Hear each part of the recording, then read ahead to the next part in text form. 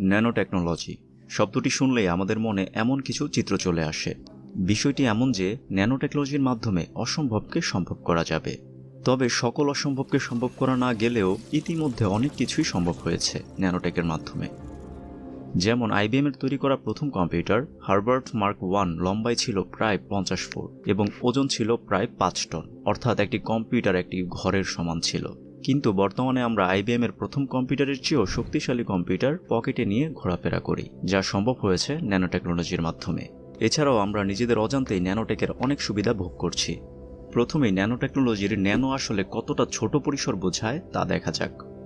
Nanometre হচ্ছে 1 মিটারের 100 কোটি ভাগের 1 ভাগ।